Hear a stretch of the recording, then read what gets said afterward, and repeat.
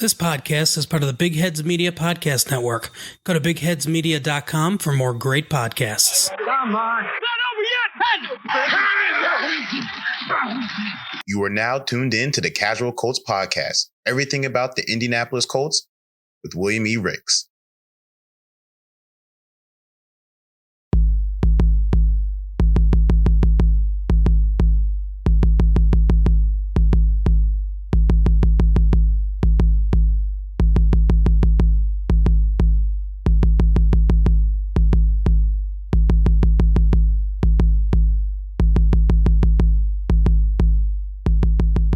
Colts fans, haters, and all those in between, this is William E. Ricks, and welcome to another episode of the Casual Colts Podcast. I'm glad you guys are back for another episode, and I'm glad that I can bring you another episode. And we got some exciting topics to discuss as we wait for the start of training camp. We will start with something that is concerning, though, which is the Colts' low vaccination rates. I'll dive into how that can impact a team's season, which is a grind, no doubt. Next, I'll continue my early regular season preview series looking at weeks 3 and 4 of the Colts season schedule, which features a division opponent and a squad in Florida with a solid defense. Lastly, we'll discuss Marlon Mack and how he is the forgotten X factor in Indy's run-heavy offense. I hope you're ready for more Colts talk because the Casual Colts Podcast is coming at you next.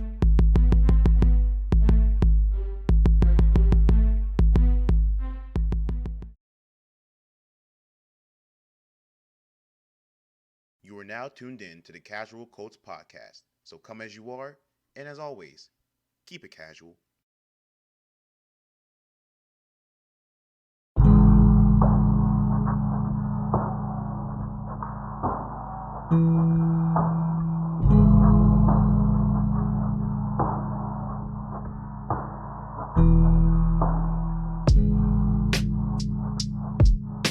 So COVID-19 is still around despite the lifts and restrictions for many NFL teams and their stadiums.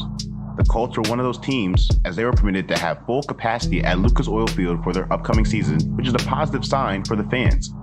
However, the low vaccination rates on the Colts team isn't the shining example of a team that wants to have the freedoms they had in a pre-COVID NFL season. As of July 15th, Indy has had one of the lowest vaccination rates in the league. They haven't reached the 50% mark and are a ways away from broaching the league-recommended 85% vaccination minimum. Players who aren't vaccinated must get tested every day, wear a mask in team facilities, can't eat next to teammates or leave the team hotel on the road, and other travel restrictions. Teammates will also be impacted as the weight room will be limited to 15 people when an unvaccinated player is in there, compared to no limits when vaccinated players are in there. These restrictions are no fun and can hamper a Colts team with a brutal schedule. They face the Ravens, Niners, Bills, and Cardinals on the road this year, and none of them are easy challenges. The restrictions could also impact Indy because there's a mandatory quarantine period for unvaccinated players with high-risk exposure to the coronavirus. We can't afford to miss any of our guys as we play best when all slots are filled with the right personnel. Despite Chris Ballard's promises to increase rates, the Colts still make up the bottom of the barrel. Training camp is creeping up and time is running out before the Colts will have to enforce those tight protocols. If they're fine with being on lockdown, so be it. But it might be better if they try to get to that 85% threshold by week 1. It's every person's choice, however, so they will do as they will. What we got next on the Casual Colts Podcast, we're going to break down weeks 3 and 4 of the Colts regular season schedule. I have them at 2-0 heading in. Can they get to 4-0? Stay tuned to find out next on the Casual Colts Podcast.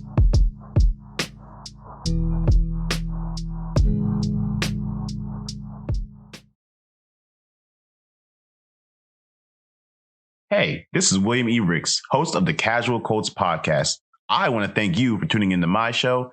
And as always, make sure to follow us on social media. We have a Twitter account at Casual Colts Pod.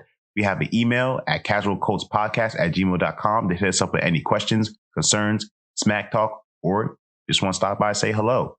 And we also have a YouTube page, Casual Colts Podcast. We'll also be on Instagram and Facebook coming soon, so make sure you catch it on there also. But I'm done talking. Let's get back to the content. Thanks for tuning in, and I hope you're ready for the next segment.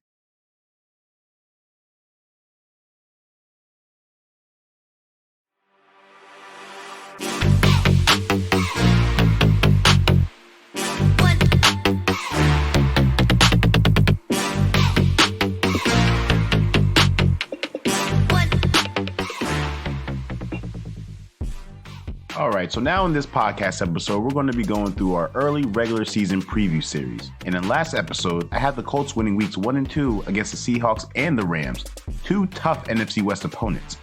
Moving into weeks 3 and 4, things don't get much easier for Frank Reich and crew. They face division rival Tennessee Titans and an up-and-coming Miami Dolphins team. Can the momentum from the first 2 weeks propel Indy to a 4-0 record? Let's dive in and find out. The Titans remind me of that pesky little brother that thinks they can beat you in basketball or any other sport. I know because I was that annoying little brother before. However, they've grown up in recent years, becoming one of the better teams in the AFC, and will be ready for a battle with Big Brother Blue and the Colts. I say Big Brother because Indy has a 35-18 lifetime record over Tennessee and has won 15 out of their last 20 meetings. So they're still little brother. Indy remembers, though, what Derrick Henry did when they last met at Lucas Oil Field to make things worse. He ran for 178 yards and 3 touchdowns in a 45-26 stomping. They don't want Henry to go off again, and hopefully DeForest Buckner will be present on the D-line.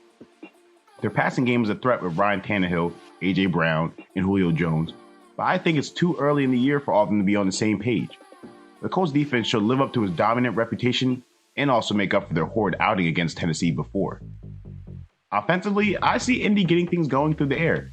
After a rough game against Jalen Ramsey and Aaron Donald, Carson Wentz and company will take advantage of a subpar Titans defense, mainly in the secondary. They could have 2 rookies starting, as they drafted 2 in the draft back in April. And that's fresh meat to T.Y. Hilton, who's a veteran, and the other receivers in Indy. Not to mention their running backs and O-line can mash it out with the healthy combo of Jonathan Taylor, Nyheim Hines, and X-Factor Marlon Mack. More on that later. The Colts will have some fire heading into Music City for a revenge game against Tennessee. Tensions could be high, and it could be a smash-mouth affair or a high-scoring show. The Colts will abuse the young pups in the secondary early, and they'll withstand a comeback from Tennessee.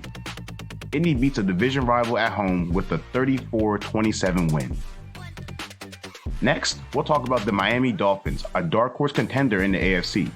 This matchup could go either way, and a surprise factor could be the reason why.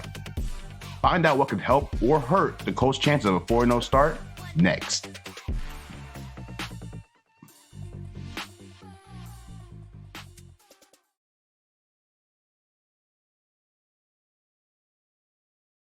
Hey, you better not be falling asleep on me.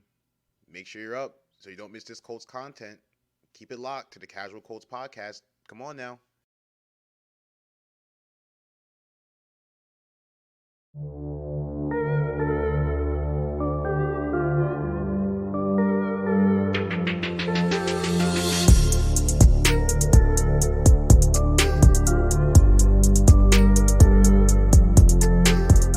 So after a good division win on the road against Tennessee, Indy will be on the road again to face the Miami Dolphins. Wentz in the offense will go up against a young and hungry defense led by head coach Brian Flores. Tua Tagovailoa is coming to his second year, and much is expected of him, but he hasn't shown me personally anything that the coach should be worried about, or should give them any major concern. The defense and crew should be able to hold him and the entire offense in check. Actually, I'll give one disclaimer. If Mike Gesicki gets going, it could end up being a long day for Indy. Nevertheless, Leonard and the backers should be fine in coverage, and then also we have some talented safeties that could play over top. The Dolphins defense, though, is welcome to give Indy problems in this game. Xavier Howard is a shutdown talent, and Indy can't afford to lose one target because he blankets them in coverage. Jerome Baker leads the front seven at linebacker, and he is a beast. He's not being talked enough as one of the up-and-coming linebackers in the league. Go watch some film on Jerome Baker. He's a problem. It will be on Reich and Wentz to decipher the defense and adjust to whatever Flores, Baker, and Howard give them. The X factor in this game has nothing to do with X's and O's, though. It's about the COVID restrictions. Remember I talked about that earlier in this episode? Miami is a lively place, and a long night out could slow the Colts down if they're allowed out. However, it doesn't look like that'll be the case, as most of their team are on track to be locked down with the less than 50% vaccination rate. Going off of that, the time inside could be used towards studying and collaborating with coaches before the game. That's my hope, or my best case scenario. This game will be a defensive battle, which is okay because the Colts can use the ground game to control the clock. With their trio of talented backs, they will wear down Miami in their own stadium in what could be a hot, sunny day. The Colts will grind out a tough victory, 17-13. And that means the Colts will be 4-0 after 4 weeks. That's quite the prediction I'm putting out there. But I'm banking on the defense continuing to play well and Wentz's relationship with Reich to help the offense start well. If he, Wentz, can be comfortable relying on the run and then using that to open up the pass to start off the season, he should be just fine. He should be happy that Indy has 3 talented backs to utilize. And speaking of talented backs, coming up next on the Casual Colts podcast, we will talk about 5th-year Colts running back Marlon Mack. I brought up his name in previous episodes, but I feel like I'm the only one really giving him his due respect. I will discuss why he has become the forgotten man in Indy's superior running back room, and how he will perfectly complement Jonathan Taylor and Nyheim Hines next season. Ooh, I can't wait to get into this next on the Casual Colts podcast. Don't go anywhere. Please don't go anywhere.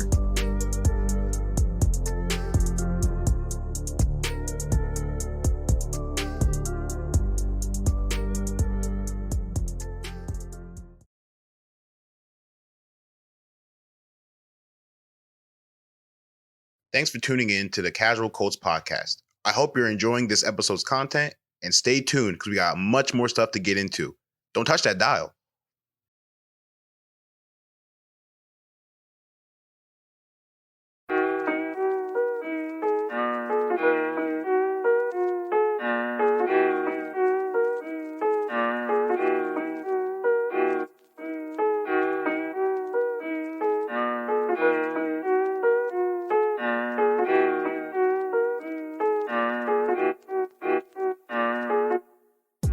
In 2019, Marlon Mack was the face of a new style of play in Indianapolis. He exploded onto the NFL scene with 1,091 rushing yards and 8 touchdowns, 9th most in the league that year. In 2018 and 2019 combined, he ran for 1,899 rushing yards and 17 touchdowns in 26 games. His balanced style of running, patience, and consistency helped the team establish my favorite football mantra, and I'm gonna say it again: run the damn ball. Unfortunately, an Achilles injury in week 1 of the 2020 season abruptly ended Mack's year. It was supposed to be his breakout season, and I, along with other Colts fans, were looking forward to seeing him shine. Luckily, the Colts re-signed him on a 1-year, $2.5 million deal last offseason, a steal given the USF product's all-around abilities. The silver lining in that awful situation, and by that I mean Mack's injury, was that the Colts were able to realize the other talent sitting in their running back room. Jonathan Taylor was sensational as the primary back for Indianapolis in 2020 while Mack was hurt. His physicality between the tackles and acceleration at the second level allowed him to rack up 1,169 rushing yards and 11 touchdowns on 5 yards per carry his rookie season. The former second-round pick proved to be another draft gem found by general manager Chris Ballard. Nyheim Hines was mainly the receiving back last year with 63 catches, 482 yards, and 4 scores. He also showed his versatility on special teams, excelling as a punt and kick returner. Taylor's explosiveness and his fantastic finish to 2020 have been projected as the Colts' #1 back coming into training camp. But Mack should expect plenty of playtime, and he could be the final piece to what would be a perfect running back puzzle in Indy.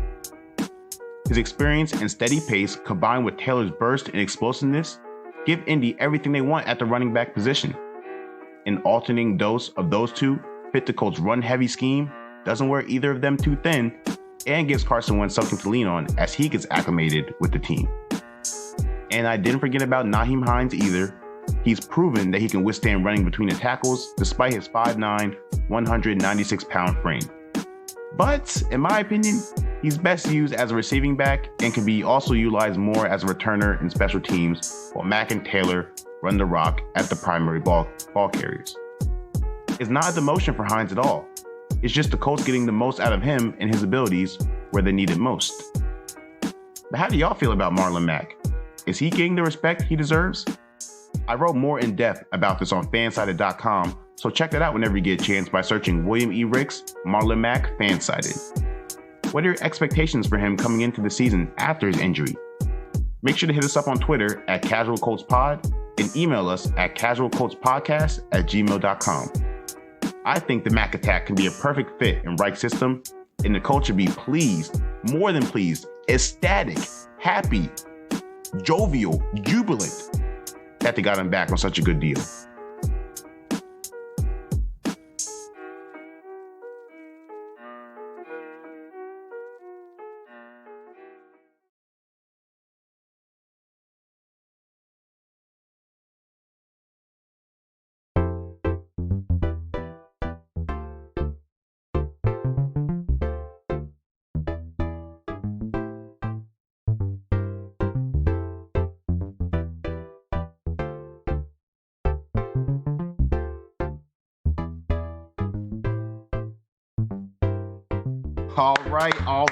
All right.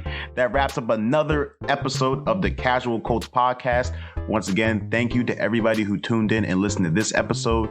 You can catch past episodes and future ones wherever you listen to your podcast. So Apple Podcasts, Spotify Podcasts, Google Podcasts, Deezer, I think, any other podcast app that you utilize to listen to your podcast content. We are on there, so make sure to check us out and share with your friends, please. Also, make sure to stay updated with us on social media. We have a Twitter account at Casual Colts Pod, a YouTube channel at Casual Colts Podcast, and we will be coming on Facebook and Instagram very soon, so keep an eye out for that. And I'll let you know when we make those accounts also. And lastly, any topics, comments, concerns, smack talk, if you want to say hi, make sure to send us the email at casualcoltspodcast@gmail.com. Once again, thank you guys for listening. Have a great week, everybody. And you know what? You know what I'm going to say? Stay casual and go Colts.